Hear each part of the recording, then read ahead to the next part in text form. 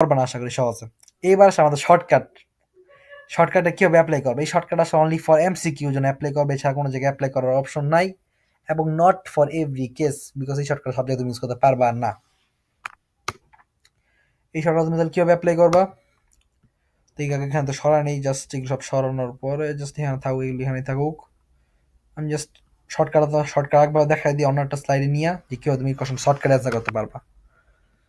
Just এই জিনিসটা কি আমি এখান থেকে এই পুরা এটা কি এখান থেকে কপি করে নেই।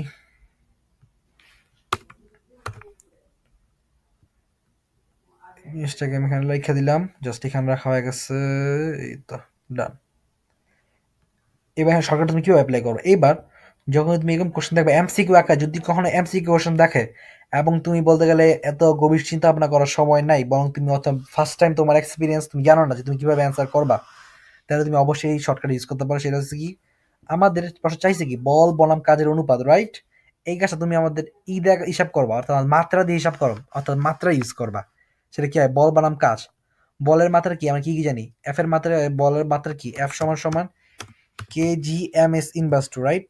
আমি sorry, M S inverse two না, বনের এটা হচ্ছে M L T inverse two, M L T inverse two, বড় হাতের T minus two, M L T inverse two. এটা হচ্ছে আমাদের মাত্রা। তুমি যদি মাত্রার যে পরিবর্তে যদি কেউ একক হিসাব করতে চাও, জাস্ট যে লাগে যে এই মাত্রার জায়গা মাত্রা মনে নাই, আমি জাস্ট এককটা মনে আছে, kg M S inverse two, ওই সেম বিষয়, তোমার সেম অ্যান্সারই আসবে, অর্থাৎ তোমার অ্যান্সার কোনো ভুল নেই। জাস্ট তোমার আসলে নিয়মটা খালি একটু বাইরের, কেন নর্মালি আমরা মাত্রা দিয়ে আসলে হিসাব করি, একক দিয়ে হিসাব করি না। বাট তুমি যদি একক দিয়ে শর্টকাট হিসাব করতে চাও, কোনো সমস্যা নেই, সেম বিষয়। কারণ এটা এমসিকিউ এমসিকিউ জন্য তোমার অবশ্যই এত মার্ক কাটাকাটি কোনো অপশন নাই যে তুমি মাত্রা যায় কেন একক ইউজ করছো। সো তুমি একক দিয়ে চালু ইউজ করতে হবে, 1 কেজি আমি ইনভার্স টু, আমি নর্মালি মাত্রার জায়গায় একক ইউজ করতে অভ্যস্ত, কারণ মাত্রা আমি কখনোই বেশি ইউজ করি নাই, বরং একক ইউজ করছি আমি বেশিরভাগ সময়। সো তুমি নর্মাল একক ইউজ করবা। আমি তোমার একক দেখালাম, যদি কেউ মাত্রাও সেম কাজ করতে চাও, সেম কাজই করতে হবে, সেম বিষয়, জাস্ট এককের জায়গায় মাত্রা ইউজ করবা। সেখানে আমি এফ সমান সমান কেজি আমি ইনভার্স টু ইউজ করলাম, অ্যান্ড দেন ডাব্লু সমান সমান কি, ডাব্লুর মাত্রা কি, অর্থাৎ ডাব্লু সমান সমান কি বলা যায়? ডাব্লুর একক কি? ওয়েট সমান সমান W equals to m g, right? Sorry, m g না, ডাব্লু ইকুয়ালস টু কাজ, কাজের একক কি? কেজি এম স্কোয়ার আর inverse two.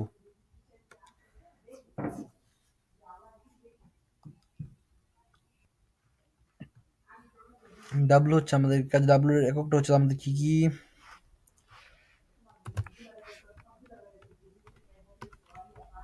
KG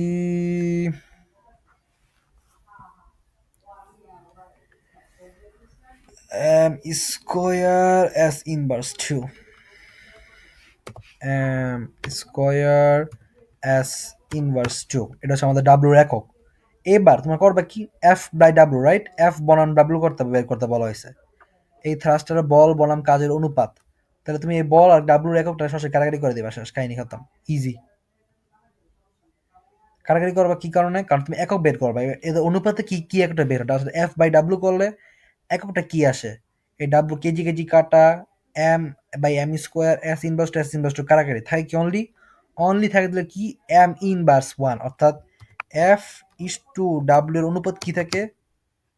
M to the power minus one, right?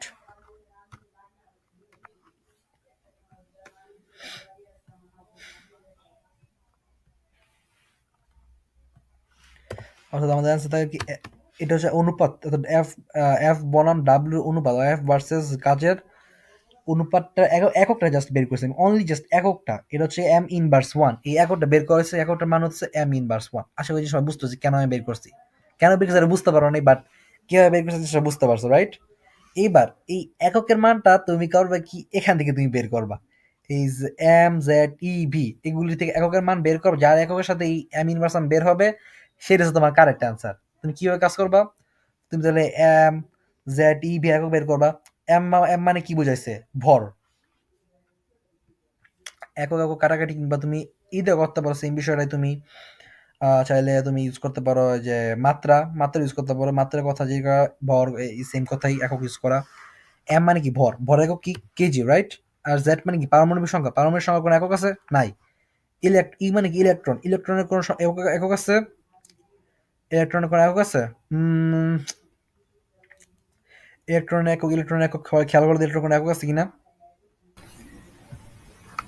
আর হচ্ছে তোমাদের যদি বের করতে না পারতেছে সেটা হচ্ছে কুলম্ব, এটা হচ্ছে কুলম্ব। আর ভি হচ্ছে তোমাদের জুল বাই সেকেন্ড, ভি হচ্ছে তোমাদের নর্মালি জুল বাই সেকেন্ড। তো এই বিভব পার্থক্যটা তোমরা জুল বাই সেকেন্ড এর সাথে তোমরা সরাসরি বলে দিই জুল বাই সেকেন্ড বা টাইম। এই জিনিসটা তোমরা কষ্ট করে হিসাব করে নিও, তোমরা দেখতে পারবে একটা মান বের করতে পারবা। দেন সেম এটার ক্ষেত্রে তোমরা আরেকটা করবা, রুট ওভার দিয়ে, রুট ওভার ইউজ করে root over then just kg by C into joule by second, then এখানে বসাবা equals to kg by C into joule by second. Then এই হিসাব করে চারটার মধ্যে তোমরা এককের মান বের করবা।